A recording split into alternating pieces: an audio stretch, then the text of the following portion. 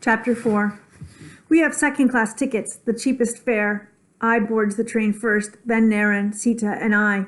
Once I get in, Baba hands me the luggage piece by piece. He is the last one to get in. We turn into the corridor that goes through the entire car and is lined with windows. On the other side of the corridor are compartments.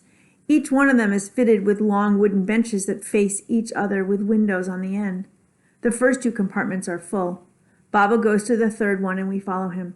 While he slides our luggage under the bench, I cushions the seat with a tattered rug from home, and instantly it becomes our space. She sits in the middle with Naren and Sita on either side. Baba sits on the other side of Naren by the window, and I sit on the other side of Sita. I am on the aisle, and the corridor separates me from the window on my right. I like the way Baba, and I protect Naren and Sita, but sometimes I envy the twins. As long as they are near, I never get to sit by I and whisper to her. Even when I is not there, the two of them are always together like a pair of gorse chinch seeds nestled in the same pod. I know I'll miss my friends, and I feel guilty about not saying goodbye to them, but the twins have no such worries. First, because they don't understand that we're leaving our village and may not return, and second, because they are each other's best friend and will always be together. People pour in. The bench across from us gets filled up with 3 men and 2 women. One of the men is large and takes up more room than Baba and Naren combined. Even with the furiously whirling fan above, sweat trickles down my back. I get up and try to open the window across the aisle, but it seems to be stuck. It needs more force. I take a deep breath and apply all my strength and still can't move it an inch. At the moment I turn to sit down, someone skinny with thick black hair plops down on my seat. I opens her mouth to say something, but it happens so fast that her words never come out. I was sitting there, I tell him. Were you? He asks. Yeah, I just got up to open the window. You get up, I sit down. Baba leans over and shows the man our tickets. These are our seats. Good man, there is nothing like your seat or my seat. We are all travelers and sit where we find this place. And when our station comes, we move along. You're not taking this seat anywhere, and neither am I. True, but my son was sitting there. Was is not the same as is it? Haven't you heard about the law? The land belongs to the one who farms it?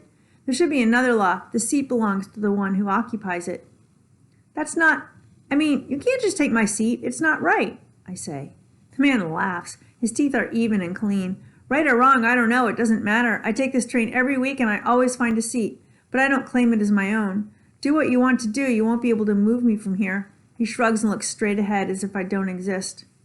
Bye, I says tenderly. We are fellow travelers and space is scarce. We don't mind sharing. We will move a bit and you will move a little too and make room for my son. But as soon as I calls him by brother, the man's expression changes from smug, smirky, and superior to soft, sheepish, and sorry. He wiggles and draws his legs together. I, and the twins all do the same, so there is enough room for me to squeeze in. I'm not as comfortable as I was before the man took half my space, but it is better than standing the entire trip. The man slides his bag underneath his seat. Do you want me to open the window? He asks me after he straightens up. Sure. When he gets up, I think about scooting over to claim the space back. I smiles. Don't, she whispers. He turns the knob away and pushes the window open. It was locked, he says as he sits back down. Did you see how I unlocked it? I wonder why he's giving me lessons in window opening. He doesn't sound arrogant, though. Yes, I reply. The train starts, and as it picks up speed, the breeze filters in. I don't feel so suffocated and sweaty anymore. Naren and Sita fall asleep, resting their heads on I. 2 of the men across from us have dozed off, and one of them snores loudly. The women whisper in a language I don't understand. Outside, trees, huts, and people zip by. For a while, it's fun to watch. I should have kept my notebook out to write, but I am so cramped it would be difficult. Even if I did, the man next to me would be able to read every word. That is something I don't want. The man takes out a pack of cards with a blue cloud pattern and asks me if I want to play. I do, but I am ashamed that I don't know how to play real cards. I've never had a complete deck, so Mohan, Shiva, and I used to combine our decks and make up our own games. Sometimes we had 2 king of hearts and no queen, and other times we had only 1 9. It was fun because each time our deck changed, our rules changed, but I don't know any proper games. Watch this, he said, getting a clipboard out of his bag. I'm going to play solitaire. He lines up 7 cards face down on the clipboard resting on his lap. He lays 1 card face up on the first one and the rest of them face down. There's a pattern to his arranging because he puts a face-up card on the second one and the rest of the 5 face down. When he's done setting up his game, he still has cards left in his hand and checks them against the open cards. He lines up king, queen, jack, and so on, red on black and black on red. I find it very interesting. Did you get it? He asks. A little. He stops, looks up, and asks, what's your name? Gopal. I name him Card Man. He teaches me the game and I like him, but I remember Baba's warning. Be careful in the city and don't let anyone know our names, where we come from, or where we're going. I don't want strangers to find out that we're new in the city. Somehow I think Card Man knows we're going to Mumbai for the first time without our telling him. He hands me the deck and glides the clipboard to me. Now you play. The cards are monsoon grass smooth and slide off my hands. I play one game of solitaire, then I gather up the cards. Cardman is looking out the window with a steady gaze. It reminds me of how Naren becomes still before he falls asleep. When I hand him back the cards and the clipboard, he slips the cards in his pocket, the clipboard in his luggage, and closes his eyes. So I must have fallen asleep because I wake up just as the train slows and comes to a stop called Kalan. The noise on the platform is like a million buzzing bees, punctuated by whistling birds and barking wild dogs. Naren and Sita are awake and hungry. I opens the aluminum container of roti spread out with the last of the pickles. First, she offers them to Cardman. He takes one roti and bows to I. We each take one too. The shouts of vendors are loud. A boy younger than I pokes his head through the window and asks, "Ek chai?" to the Cardman. They seem to know each other.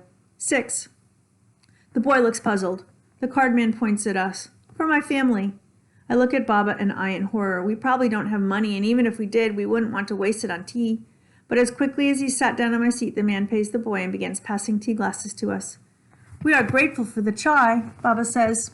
And I am grateful for the roti. You can get tea any place, but not such delicious homemade sweet baha roti and pickles. The tea is steaming hot, and I sip slowly. I haven't even finished half of it when the train whistles. The twins are still blowing on their tea to cool it. I panic. How are we going to give the boy the glasses back? The Cardman puts his hand on my shoulder. Enjoy it and don't worry about the glasses. He will collect them later. Does he travel on the train? Not officially. The train goes forward before it stops again. I'm puzzled and so are the twins. Why isn't the train moving, Baba? Naren asks. I'm not sure. We have a red signal. Until it changes, we can't move, Cardman explains. When will that happen?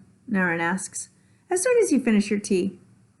How will they know I finished it? Cardman laughs. Just enjoy it. The reddish-brown tea, the color of our moist farm soil, is strong and sweet. I feel so refreshed after drinking it that I wonder if I will be able to fall asleep again. Finally, the boy who sold us the tea comes around and we hand him our glasses. He collects them in a carrier that holds many glasses. I get up and stand in the corridor to watch them. Since there is no platform, he puts his 2 carriers on the floor of the car and jumps to the ground. Then he picks up the metal carriers. Someone closes the door behind him. I wonder if the boy goes to school or if this is all he does. If his family is very poor, then he must work to help his family. Maybe he just works in the morning before school starts. This thought makes me feel better. The boy waits between the 2 sets of tracks. A few minutes later, I hear a rumble. The boy's hair flutters in the wind.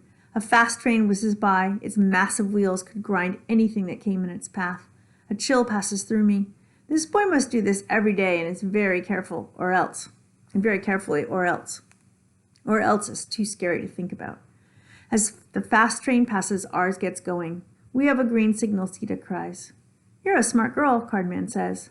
The chai boy is still waiting between our train and the next set of tracks. I take my seat. Why is he not going back? I ask Cardman, since he seems to have all the answers. He's waiting for the slow train that comes from the opposite direction. It will stop like ours and he will get on. Then he will go to his tea stall to refill his carriers with fresh glasses of chai for the next train. He owns a tea stall? I ask. No, he works for someone. I just hope he doesn't have to do this all day long, every day. Baba dozes off. Naren and Sita want I to tell them a story, so she does. Once, in a forest, there lived a timid rabbit. She was afraid of getting lost, so she stayed close to her home by a banyan tree. One day, a storm swept through the jungle. The wind hissed and howled. The trees swayed. Their trunks and branches cracked and whipped. Then something fell smack on top of the rabbit's head. It startled her. Wee, Ma! She exclaimed. A part of the sky must have fallen on my head. But it hadn't, silly rabbit, Naren says. Don't talk in the middle, Sita says, or else I'll seal your lips with nimma gum. Where you